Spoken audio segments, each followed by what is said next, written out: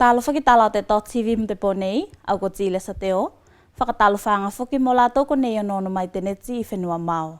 Mo te ponei, ka whakalonga tāua ki tala ki lungai te māti a tala wonuk lai lungai te whenua kone.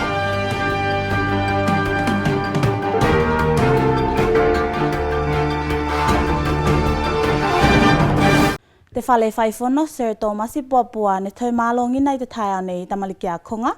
Tusai e mo whakasokonga o polokalame whakamanatu te aso te nuvalomene, ko nei whakatelei te vai aso nei. I te taia nei ne kau whakatasi a te matanga luenga o te nuvalomene, mo te poloteki a te TCAP, o whakatau nu te polokalame mo tamaliki a konga I whakatau whainga o mea tau loto. Launga, ke oko ki titinga manatu e whakangalingali ei te mai whakamanatunga o te vai aso te nuvalomene. Te lalo mo te whanatunga ma o tō pai whakailong ki kai akong koutou a te polokalame da sani ne competitions, ne? Tōlua vaenga competitions kone ne vaenga mātou. Kasi kone e se wapotukau ki te nā koe I o te aurei o wau o whaipito o competitions, ne? Kai ua tato kone whi kone. Kai a mua whakamulmule ke vaenga poto tamaliki ki vaenga kone. Tamaliki kai kauri poems. Tamaliki kai kauri speech in the go paragraph writing. So that we had to see the paragraph go to 100%. So tamaliki kai kauri debate.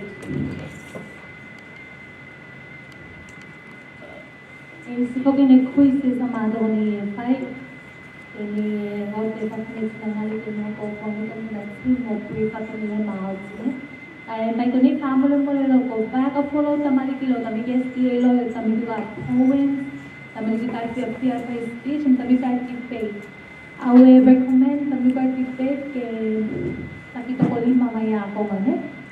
Mo ketuan. Ako talaga kay kanimali may otro na daw pre-fatwa ay twist tato. Pena po kaya ketuan mo motowa. Debate speech mo poem ne tayo na lang si toko kita maliki ke otro ko discuss wala tato se me alo na po pwede yung complete. Pablo wala kaya nga sa katasato tipo tukaw ni tolu poem speech mo debate. A tamaliki ni whakatasi ki polokalame ko nei ni whakasiaka me kōkolo te tāua te aso tēnei. Tau si tau kawane mo e kai ni te tai. Sei e tau kawane. Kako taku whakatau ki te mea te nivalomene. Ngali ki kai I appreciate now what the Ministry of Environment te whakatawan lātou tau environment. I think it should remain the same because kids get the opportunity to learn more about the environment. Fia lasilo au fia kai te polokalame te nei me ke iloa ni mātou tamaliki me nei aso mai mua. This kane whaiau ko te singa o speeches mo whainga o debate. Ai mai loto I me kone ko te taloto nau te tāua te nature ki lungai tātou me te nature tau solutions o ke lokona. Te polokalame whesoasoani a Taiwan I tūrwalu nei, ko ngā sue nei o whai whakasakotakinga ki te whakamoemoenga ki whakatau nū se whātuanga whau I te motuko whnāwhala. Tēnei te mise tēnei lokom te tala katoa. A te ofisa tēnei ngā lua tasi mo te kaupule whanawhutu ki te whakatokanga te poloteki tēnei, kai te vai taimi tēnei te ofisa Taiwan ngā lua mo nisi polokalame ki lungai te atiakenga tēnei. Yeah, at the meantime, we are also work with the Live and Learn, okay, to have a garden, or Live and Learn, and also your Funafuti Kaupule, and also Department of Agriculture to have another new garden at the Funafala. So we are preparing for that, and there's a Taiwan specialist coming. So because of lockdown, he's still in Taiwan. And when Tuvalu reopen again, I think very soon he will be here, work with us. Mai lunga le tō whakatautaunga, ne whakasea ne roi me te whātoanga whau tēnei I whaite e tairasi whakiloa. So far, I received the number is 0.2 hectares. Yeah, it's like half of our Fia garden. Our Fia garden is more like 0.55, and here, I like that place 0.2. Somewhere it's less than half. But that's the first stage. So I believe the area, the dimension will be increased very soon. te whakamoemoenga me ka whai ko toka lei te atia kenga tenei. Ka esi ne tamaliki ngā lue tū mau kana whai te motu ngā lue ki te atia kenga tenei. As we discussed with the Funafuti Kapule, they promised us they will have prepare some house for our guys to stay there. As I heard, it's a Funafuti Kapule would like to those vegetable, those production to send back to Funafuti. I patia roi me lasi ki te mana kongina ne la tau ne tino ngā lue fau pe la me se toko walu i te taimi kakamate i te atia kenga tenei whanawhala. Mai ta whalo iei i whakamalosi mai ia, ko tino ke lasi te whairu tō whātonga i te whawhale, ona ko te tūlanga o te lasi o te mana kongina ki lunga i visi Apollo.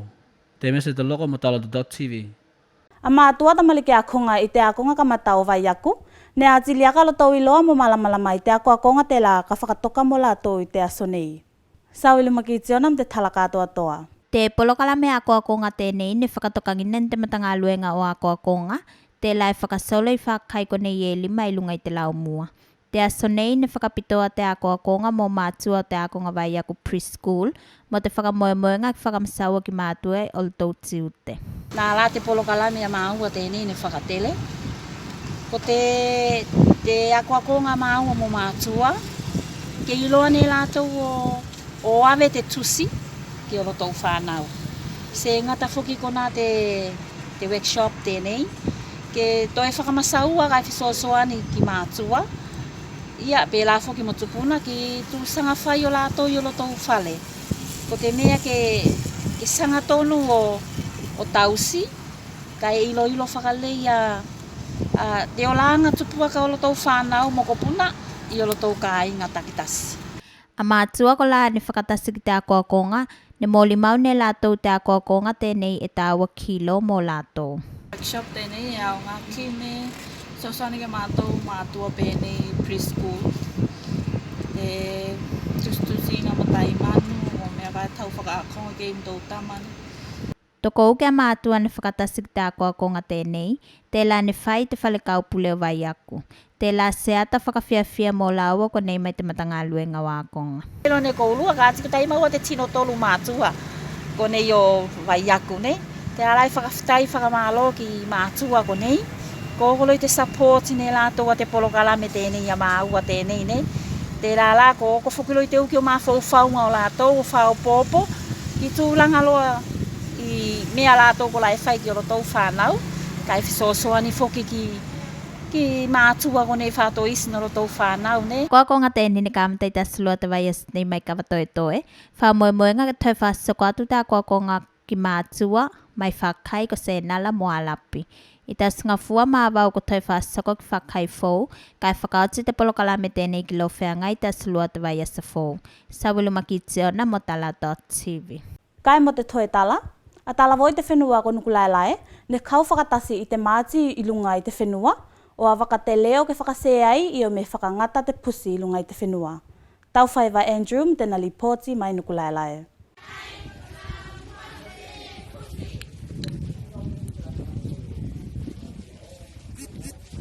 I te tai au nei ni mga popo tamariki o te talavo mo lo tōtonginga o whai te māti. Te māti ne whanu i loto i te whakai mo tamariki talavo e sausau a pepa ko la e tusi e te whekau tāua. Te whakamoemoenga te polokalame tēnei, te whakamasaua ki te whenua, te māse o te pusi ki te ola lei. Ia, te māti mātou tēnei ni kai tai au tēnei. O te mātou e ave te whekau ki te whenua, ke whakangata te pusi. O nā rā ko te māsi te aso nei, ko te aso atea, te pusi ne, ke whakasea te pusi te ralolangi. Te rā mātou nei e whakamanatu te aso tēnei. Ke ave te whekau ki te whenua, te kaunukulaela, ke whakangata te pusi, ke iron lātou tea. Mea kora e tupu mawhai lātou e pusi. Māsangi kora e pokotea i lātou mawhai e pusi lātou. Tēnei te lua taimi o whai se polokalame pēnei, whakatasi a te talavo mo te nesi tū i lunga i te whenua. Mo te whakamoemoenga ke whaia nukulalai mo te whenua mua o tū walu ke whakatapu te pusi. Ia te whakamoemoenga te matangaruenga mātou te ora lei, te nā whakangata te pusi, Pai ki te whenua ke nā whakangata te pusi o nā rā kotou ke māsa ke māpua mai te pusi. Mai se iei ki tino kora e se pusi e pokotia whokini ki tino kora e pusi. A pe whairoa nukura e lea ke te whenua roa ko ia ne kāmata ne ia ke se iei roa te pusi runga i te whenua. Pai a kutūsanga mai konei whakamore more atu ki te tino nukura e lea mo te atu whenua katoa Tuvalu. Ke whakamālosi ke whakasea i te pusi. Ke iola lei tātou Tuvalu katoa, tino Tuvalu katoa ke mālosi ke iola lei, ke se masaki mai mua. Te tokalua takitake talavou, e whakalua whoki nei e te whakamoemoenga tēnei. Ke whakamālosi whoki te talavou, o whakangata te pusi. Whamalosinga ki lunga i talavou katoa, sos talavou, e langona nei ia te whaipatinga i time tēnei. Ona ko te pusi e mawhua ia masaki. Vale, ko la ilongi na whakatasinda tau te kensa, pala pela whoki toto malunga, monisi masaki aka whoki ko ai whaita tau o maua. Te lala e awatu te akai, te whakamole ke mawhai o whakangata te pusi, tāua ko lai whakaungan tāua a te mea tēnei ngau te pusi, me whakamatako e whakamase whoki ne ia tau whoitino. Kai maise, te o langa sau kātou whoki o koe, mau whoki e mātsi vai ia ka inga. Mai lunga i te metene ko te pusi, se ai se nao ngā. A te aso te se pusi o te lalolangi, e paku ki te porotoku tasi o me, e māsani sāle lo whakamanatu i Tuvalu nei. Ai whakalua nei taimi o whakamanatu ni te whenua tēnei ko nukulailae. I te awhiawhi nei, ko whakasoko porokala me whakamanatu ki lunga, i te whakatau whainga mea tau loto, mo la aunga i tamariki a konga, pe nā whuki mo pese i talavou, mo tino mātua o te whenua. Te whakamoemoenga me kamawhaine nukulailae o sae ala pe la, mo te whenua ni whakangata mua mua i e, te se pusi i Tuvalu katoa. Tau Vaivaindu mo tala.tv. Ko nāla tala te .tv me te awhiawhi nei, whakawhitai me te maunu whamai, manuia te pōkai e tō whā.